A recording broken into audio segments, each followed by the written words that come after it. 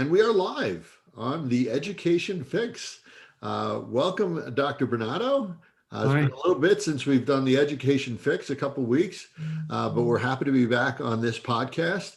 We have Chelsea Robertson here. How are you, Chelsea? Hey, I'm good. Excited to be here. And we had, as always, we have a little bit of a conversation offline, and it seems like we have a lot of synergy. So just in speaking briefly before this, Chelsea, I'd love for you to introduce yourself and talk about what you're passionate about, and get into a good conversation around. I know mindset and culture, I think, is going to come up, but just let's hear you introduce yourself to our audience. And I know you do some of this stuff yourself as well. I saw a number of podcasts or videos on your website too. Feel free to put that in the comments afterwards, Chelsea, as well, so people can hit your website for sure. So go ahead. Sure. Yeah. So I'm an educator by trade, I guess. I've been in education since I was being educated. So I just have always been in this space. I've done pretty much every job that you can do inside of early education, from being a floater to a teacher to an assistant director to a director.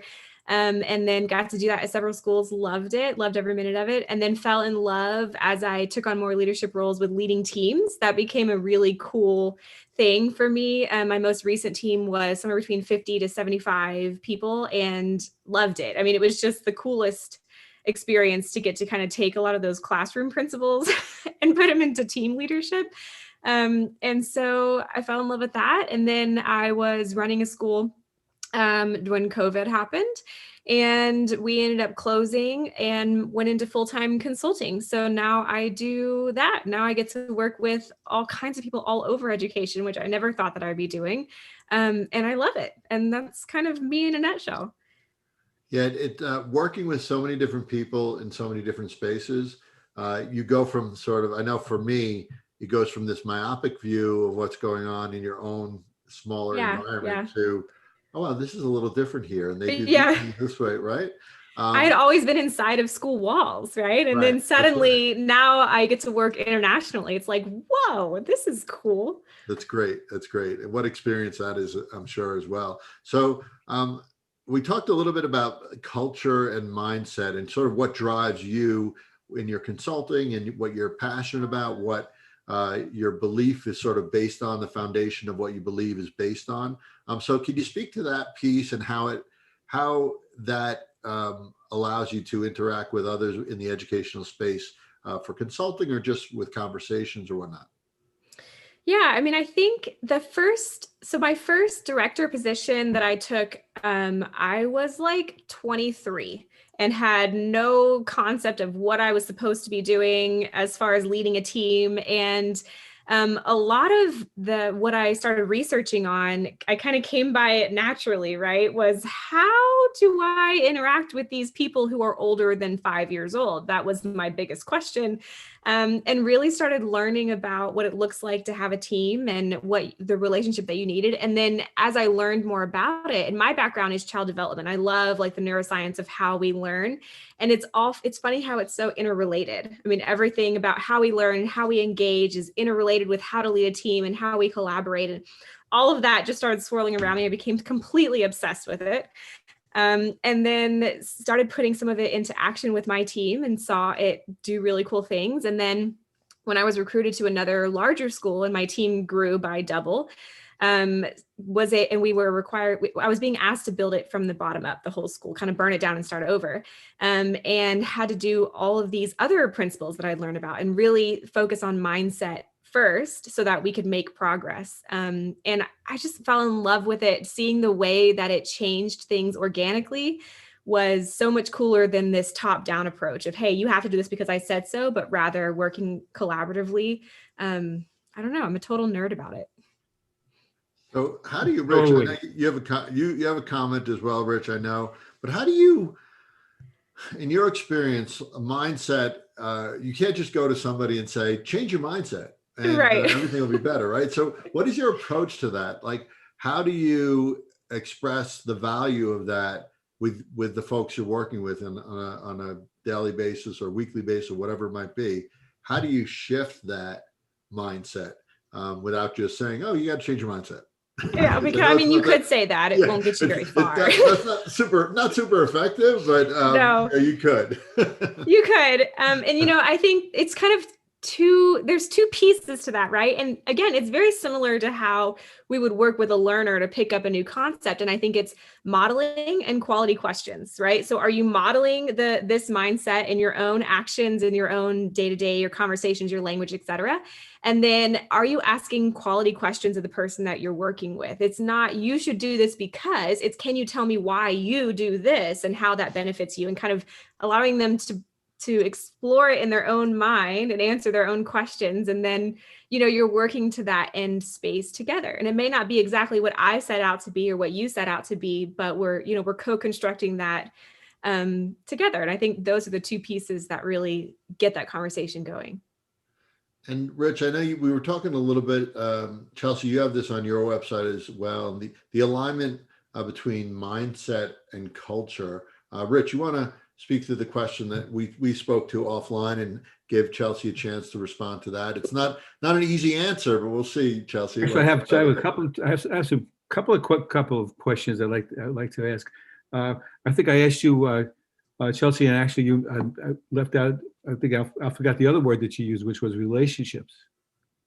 And I said, which comes first, the relationships? I lost my train of thought. The relationships or the mindset? Which does one come before the other, or they co-develop? I really think, speaking to my experience of walking into a 30-year-old school and having to work with the team there, I had to build a relationship with them first before I could start the mindset conversation. But I don't think that would be the same for every single situation, right? They could be co-developed, and once they're kicked off, they absolutely co-develop. But in that situation, I think the relationship had to be there. You really have to have that positive engagement with that person, and then you can start with the other conversations. Yeah, I was thinking out loud, but just to piggyback on what you're saying, the relationships actually are the sum, SUM, of what the culture is Mm-hmm. in the end. Because if you're not going to navigate that group, if you have poor relationships with them, then then it's a misalignment, and you're not going to get anywhere. Yeah. I'm interested too, if I can, Al, to continue. Another question I sometimes ask. I did a lot of research in shared leadership kinds of approaches, and have some great interest in this. And again, I don't want you to think I'm trying to set you up. You can, whatever answer you say is correct. Seriously. Great. I love those questions. Whatever answer you gave. But again, along the same lines, do you agree with the premise that none of us is as smart as all of us in a team? Yes, I do. I actually have the concept of building a round team as opposed to a hierarchical structure. And what that looks like is a huge conversation that I'm always having. And so I do believe the collective genius will always take you further than, one person. Yeah. Except when the group is dumb together. That's true. I mean, you got to have some side of parameters, right? So if you get a whiff of a group that doesn't know what they're talking about, doesn't have the right kind of information, doesn't know what to do with the information, the data that you're working with, you're forced to drop back and punt a little bit to think about getting them what they need in order for them to be smart together. Right. I think it comes back to asking quality questions. Yeah. Okay. Yeah, that's a great point. Seen too many elections and too many jury decisions that didn't go right because people didn't have the right information or didn't know how to use the information. That's true.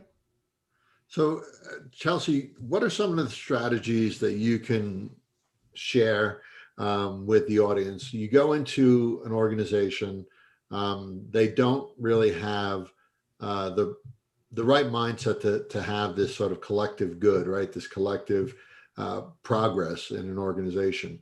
What's a strategy or two that you would employ going in where you may not have those relationships yet? They don't have a positive, so to speak, mindset on what it takes to get them aligned with whatever vision they have. What are some strategies that you might use or employ? So a very common one that I use when I'm working with a new organization is asking them, hey, any of the stakeholders really, can you tell me what's at the core of your mission? What's your mission? What's your why? What's your foundation? Mhm. And sometimes they'll come back to me with, well, our mission statement is, and I'm like, cool, what does that mean? What does that look like? What does that mean? Can you explain that if to they me? know, right, Chelsea, if they know their Right. mission statement, that's Yeah, if they know it, right? If it's short enough that they can remember it, right? If it's right. not like 6 paragraphs. And I find what most common, if they can answer that question, then my next question would be, cool, what are your daily actions that support you in achieving that mission statement? That's great. And that's usually where it's like, right? I mean, because then you really have to think, what are you doing daily that's building that goal? Well, how are you getting to that objective on daily activities? What's your common language is leading you to that place? And I find that it's really that almost simple of a question that can guide the whole rest of the conversation and the strategies that you're implementing. Is how are we going to have daily measurable small steps to get to this really giant goal? And is that just a lack of understanding about what they're doing and how it aligns, or that they're actually not even doing any of that to align to their goals? Like, are they not connecting the dots? And is that usually the case? Or is it they're just completely not even thinking about that broader vision, broader goal, and they're not doing anything in that space? Well, if they know the broader goal, Right. depending on your person you're talking to. Yeah. But I think most often it's just a lack of intention. They're just doing things to do Well things said. to market off the things, and they're not directly aligning that to our intention is this, so our actions need to lead to that. And that's usually what I see, is that loss of intention. Do they lack a sense of purpose? Well, maybe more so a sense of shared purpose, right? I mean, because they may Right, be good. following their own purpose, and maybe that aligns with the person next to them, or maybe it doesn't, or maybe they're following their boss's purpose. Maybe that doesn't align with theirs, right? So I think you have to first kind of look at, do we have a shared purpose? And then, how are we being intentional about that? Do you have a process to get them to recognize that sometimes they lack the shared purpose? That's Quality a tricky questions. process. Quality questions. Okay. I should have known the answer to the question. It is. I mean, it's relationship, mindset, quality questions. Those are all my secrets. You now know you them just all. revealed so I know. So Chelsea, tell us a little bit about what you do as far as consulting and getting people to get in touch with you. Some information, so if people want to get in touch with you, they can. I know that you could tell us about your website, right? You have a whole website with a lot of really great information on there. But just so the audience, if they do want Chelsea, how do they get to you? I mean, they already know my secrets, so I don't know if they would really need to reach out to me anymore. But my favorite place to hang out is on LinkedIn.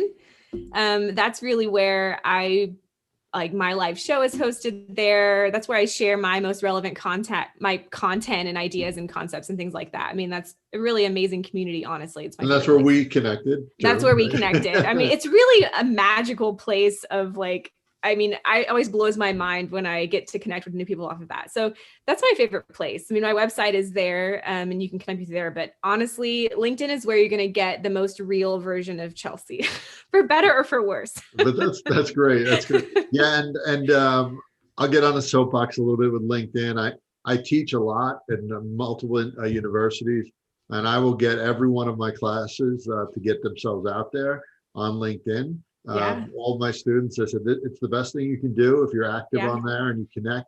And you never know. You reach out to folks. And I have so many examples of folks reaching out, not thinking that there's even a chance to connect with someone because their perception is that they're at a different level or a different space or whatever. You just never know. And this podcast is a testament to that. Yeah. So Chelsea, I'm really appreciative of you coming on. Really enjoyed talking to you about culture and relationships and mindset in particular. We spoke offline. We have a book coming out around that as well. Dr. Bonato, myself, and Dr. Nunziato, who can't be here. So it's near and dear to our heart, and it's good to see that someone speaks the same language as we do. Rich, any final comments? And then Chelsea, I'll let you have the final say with any closing thoughts and maybe a message out there for folks to some more words of or last words of wisdom from Chelsea Robertson. Rich? Two quick things come to mind. One is you had mentioned early on that the COVID crisis had shut down the school you were working in, and it's just not curious. It's just interesting to all of us who've been paying any kind of attention to what's happened to education in and amongst this pandemic and how people have responded to it, and whether or not school systems are prepared to align their new needs with the needs of a new future is a new challenge to someone like yourself. Also, there's the word I'm going to use, Al's going to smile at, but I think it's the best word to use. The way you explained yourself around the questions, particularly in how you, my word, work the group, reminded me of a chemistry, of an alchemy, where you take all these little lumps of coal in a group and find a way to turn them into gold. And that is no mean task. That is something that takes great sophistication, insight. A lot of it may be natural, your obvious interpersonal skills, but also with your instincts, your professional instincts to coalesce a group, to make the group be able to do more than it's able to do with the sum of its individual parts. So I enjoyed speaking to you. I hope that we can speak again. For sure. And Chelsea, you get the final word from Chelsea. Go ahead. No pressure, Chelsea. So I guess final thoughts, like your message out there to folks, and about why you do this and what it means to you to just even speak on these podcasts. Like what's your main driver? Okay, two things. So one is I love any conversation that surrounds education, because I believe that everybody's saying, how are we going to change education? How are we going to change education? And I think it's one conversation at a time. So any chance that I get to have those conversations or be a part of that, it's one conversation at a time. How are you going to change a mindset? One conversation at a time, right? Quality questions. That's my other secret. So I have 4 apparently. Yeah. So just jot these down after. Just write them down, and you'll be able to run everything you need. But my biggest thing is this whole concept of what could go wrong. And it's a slang version of growth mindset, right? And I think if we all go into this whole thing is there's no such thing as a bad experience. It's just an experience. So what are you taking from it? How are you pushing forward with it? What are you teaching the people around you? What kind of imprint are you leaving? What could go wrong? Try it anyway, is kind of my thing. And I haven't died yet. So it seems to be working out. Well, we hope you don't anytime soon. So excellent. And it's about putting yourself out there and trying and seeing what happens. And even through failure, right? It's still, you put a post in the ground and you learn from that failure and you move forward. Excellent. All right. So thank you again, Chelsea. Appreciate it. Love to have you back on at some point. And looking forward to continuing to connect with you on LinkedIn as